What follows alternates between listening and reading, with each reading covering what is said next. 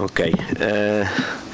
Agradeço ao Nuno as funções de cobrador de impostos.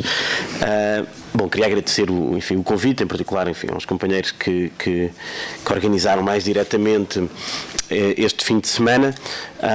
E começava por um reconhecimento que creio não causar qualquer tipo de problema. Aqui chegados, isto é, há 4, 5, 6 anos que vivemos numa situação particular em Portugal, em que um conjunto de iniciativas políticas, movimentos, manifestações, experiências partidárias se têm desenvolvido.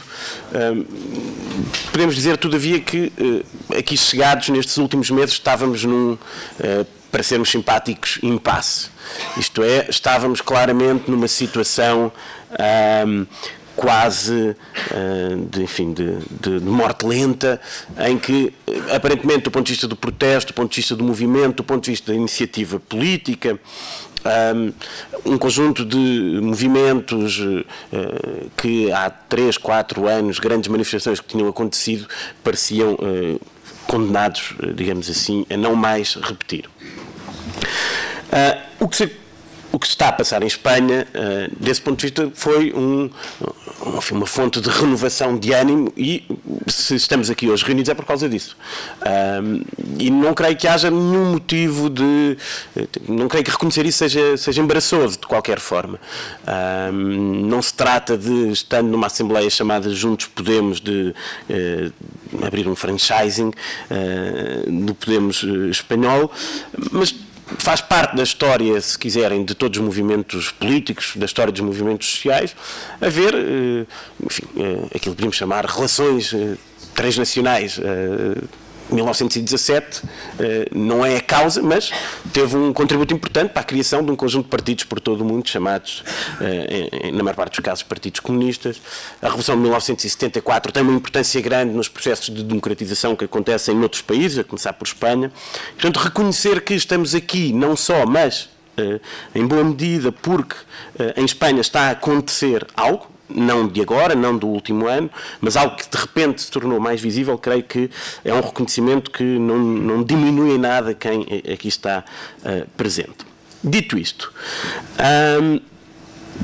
acho que também, passado estes tempos de contestação, de organização, de resistência em Portugal, há duas conclusões que podemos tirar. Uma é que não basta existir uma crise económica generalizada para existir protesto.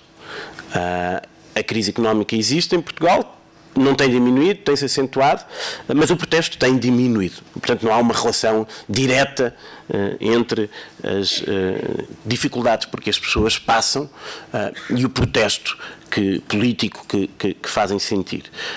Nós, em Portugal, estamos neste momento em boas condições, creio eu, para chegar a essa conclusão. Segunda conclusão, creio que também podemos concluir que não basta existir a vontade política de um conjunto relativamente restrito de pessoas para existir um protesto político significativo. Muitas das pessoas que aqui estão já se encontraram em outros movimentos, muitas das pessoas que aqui estão já se encontraram em várias manifestações, estiveram, a maior parte delas, presentes em quase tudo o que tem acontecido, e nem por isso aquilo que poderíamos chamar uma onda de protesto popular surgiu. Portanto, não basta existir uma crise económica generalizada, nem basta existir uma vontade política restrita de uns quantos para existir um movimento político de protesto com impacto, com soluções alternativas como aquele que está neste momento a acontecer em Espanha. Nesse sentido, a questão que eu queria tentar responder diretamente, mas ainda ao encontro justamente do tema da democracia, seria esta: devemos em Portugal caminhar na mesma direção que os companheiros em Espanha caminharam, com a criação de um partido, Podemos, que ao longo do último ano tem adquirido uma grande visibilidade? A minha resposta é oblíqua. Acho que devemos caminhar na mesma direção, mas se calhar no sentido contrário. E passo a tentar explicar porque é que acho que devemos caminhar na mesma direção que os companheiros de Espanha, mas no sentido contrário. O que existe em Espanha e o que nós podemos conhecer do que se passou em Espanha ao longo dos últimos meses, anos, é a generalização de uma cultura política ou de culturas políticas de resistência, de novas formas de intervenção, de uma dinâmica de debate e de produção de espaços alternativas do ponto de vista social, que vão desde a prestação de cuidados até a alternativas do ponto de vista da programação cultural. Enfim, toda uma cultura, digamos assim, que criou uma densidade política que não está sediada apenas no Parlamento ou num debate entre partidos que têm presença no Parlamento, mas uma densidade política que acrescenta algo ao simples descontentamento, à simples, digamos assim, ao simples sofrimento generalizado que a crise tem causado. E a partir daí, no contexto dessa cultura política, emergiu um partido, emergiram outras soluções, não vou aqui entrar na discussão de quais é que me parecem mais meritórias, mas emergiu um partido, em particular o Podemos, que adquiriu uma visibilidade, um protagonismo político significativo. Ora, em Portugal, se bem percebo o país onde tenho habitado e alguns dos meios do país onde tenho habitado, se bem percebo, em Portugal o que falta, antes de mais, é a cultura política de onde pode emergir um tal partido. Em Portugal, o que falta são formas de alternativa, redes sociais, redes associativas, que construam uma cultura política a partir da qual podem surgir várias propostas. Falta, nesse sentido, um espaço político, se quiserem, podemos chamar-lhe várias coisas, movimentos sociais, espaço de política popular, o que queiram, um espaço político que, de alguma forma, crie uma zona de atividade democrática que não se limite, digamos, ao Palácio de São Bento. Então, sim, devemos caminhar na mesma direção que os companheiros em Espanha, parece-me, mas no sentido contrário. Aqui não têm faltado iniciativas partidárias. Há qualquer problema é a primeira coisa que nos... Não é? Quer dizer, o histórico de casa caiu, vamos criar um partido. Não é? Não há sal, vamos criar um partido. Não tem faltado vontade de fazer partidos. O problema é que justamente, e aí talvez seja interessante recordarmos o discurso que o Pablo Iglesias fez aqui no fim de novembro na Convenção dos Companheiros do Bloco de Esquerda, o problema é que, como ele próprio dizia, numa parte do discurso que me parece particularmente interessante, como ele próprio dizia, não é propriamente à direção de um partido, a um comitê central iluminado, a um líder mais mediático, a uns jovens bem-falantes e com um discurso articulado, não é disso que as pessoas que em Espanha têm ocupado os lugares de poder têm receio. Do que têm receio é de uma dinâmica popular que extravasa muito esse protagonismo mais visível de alguns, e é essa dinâmica que nós temos que ir à procura. E, portanto, sim, na mesma direção que os companheiros de Espanha, mas, creio eu, em sentido contrário.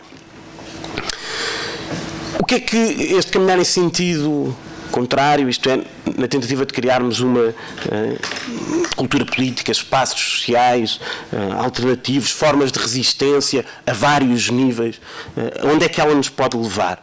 Pode-nos levar justamente a romper, primeiro, com uma forma codificada, cristalizada de fazer política, de entendermos a política, e à qual eu sou, digamos, muito devedor, reconheço, que é uma leitura do mundo sistematicamente a partir da chave esquerda-direita. Eu acho que o contributo do Podemos para superarmos essa leitura em chave esquerda-direita é um contributo muito importante, mas é um contributo muito importante não que se trate de inventar um novo discurso político que faça uma espécie de terceira via, ou um novo discurso que substitua os conflitos políticos por choques culturais, choques de civilizações. Não. É um contributo importante na medida em que nos sinaliza que, a partir do momento em que a política deixar de ser apenas um exercício de vontade de uns quantos ativistas, ela necessariamente deverá reinventar-se, deverá contaminar-se, deverá contagiar-se por essas experiências com mundos que nós não conhecemos. É preciso dizer, mundos que nós não conhecemos, com os quais não contactamos. E é nesse contacto que é possível reinventar uma nova linguagem política e que é necessário reinventar uma nova linguagem política que nos liberte do debate em que temos estado, que é de facto um debate bipolar. Ora, a questão é quem é que é a verdadeira esquerda, e há sempre uma esquerda mais verdadeira do que a outra. ou a questão é a da unidade de esquerda, não é? Nós na esquerda portuguesa temos estes dois, digamos, fascínios, os que sonham com a unidade de esquerda e os que sonham com a verdadeira esquerda. E que estão em polos muito, muito, muito diferentes, mas no fundo é uma diferença muito complementar. Nós precisávamos de romper com essa forma, creio eu, de pensar, de fazer e de agir politicamente.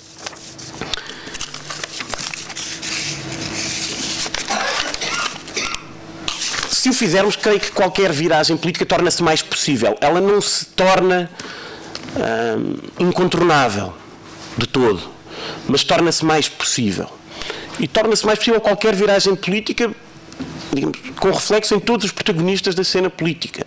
A discussão sobre se o atual líder do Partido Socialista, o António Costa, é mais ou é menos de esquerda, ou está a virar mais à esquerda, ou está a pescar mais à direita, é uma discussão que é uma excelente discussão para a SIC Notícias e a RTP Informação encherem noticiário quando não há jogos de futebol. Mas é uma discussão que, no fundo, tem muito pouca importância a partir do momento em que, existindo movimentos populares, existindo movimentos sociais, a vontade política desses protagonistas, ela própria, será empurrada. A única forma de empurrarmos alguém para a esquerda, ou a forma mais importante, não é numa discussão sobre o caráter político ou ideológico mais de esquerda ou menos de esquerda de um determinado protagonista.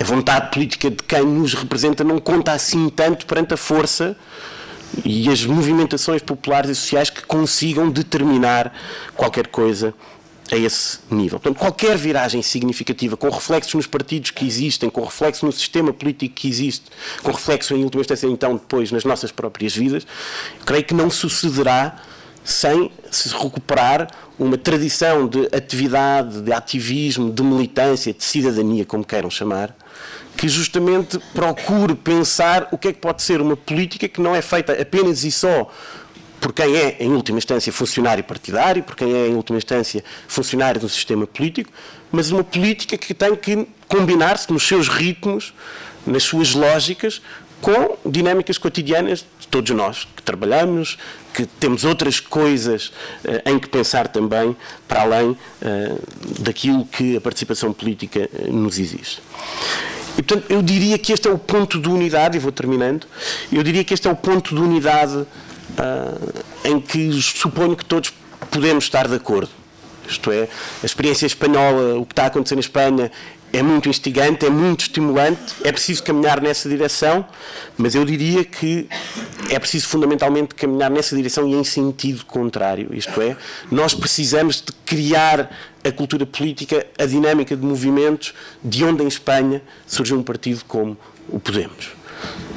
Depois dessa cultura e dessa dinâmica de movimento estar criada, que solução é que se pode fazer? Bom, seguramente que aí depois poderemos ter a oportunidade para nos dividirmos e acho que essa divisão nessa altura não tem problema nenhum, será absolutamente saudável, porque seguramente existirão pessoas que acham que é possível renovar a democracia representativa, que o problema é termos líderes e dirigentes corruptos e que poderemos ter líderes e dirigentes não corruptos mais transparentes que regenerem o sistema, e haverá outros, dos quais eu me encontro mais próximo, que acharão que, porventura, o essencial é pensarmos formas de democracia em que a representação não seja o mecanismo dominante por excelência. Mas aí haverá um conjunto de debates que terão todo o sentido e terão mais sentido na medida em que não serão debates feitos no vazio. E então era fundamentalmente isso que eu queria referir, e acho que a questão da democracia, concordando com parte das questões que o João Rodrigues colocou, ele sabe qual é a parte em que eu não concordo, mas acho que a questão da democracia é uma questão de soberania, sim, mas é uma questão de soberania a vários níveis. Não é apenas a soberania dos europeus ou de um povo europeu que não tem poder na instituição política que é a União Europeia, não é apenas o problema dos povos nacionais, como é o caso em particular dos povos do sul da Europa que não têm poder nas suas instituições políticas, mas é um problema de soberania que justamente vai ao encontro da questão social que o João referia. Quer dizer, é um problema de trabalhadores que não têm soberania na sua empresa, é um problema de universidades onde, na verdade, mais de 50% das pessoas que contribuem para a atividade dessas mesmas universidades não são remuneradas pelas universidades ou não têm um vínculo a essas universidades. O problema da soberania é esse também. Ou seja, é um problema que se coloca também ao nível mais cotidiano dos lugares de produção, da economia. O problema da soberania económica também se decide aí. E é então nesses espaços que nós também podemos começar a criar uma cultura de protesto, uma cultura de alternativa que dê densidade e que não faça deste domingo de manhã uma reunião bem passada de pessoas que têm uma convergência a vários níveis, mas que, no fundo, não é, se arriscam muitas vezes, e corremos esse risco, a ser como aquelas vanguardas que não é, vão levando tudo à frente até ao ponto em que olham para trás e não estão, na verdade, a levar ninguém consigo. Não é? Portanto, acho que sim, caminhar na direção dos companheiros do Podemos, mas em sentido contrário. Terminei.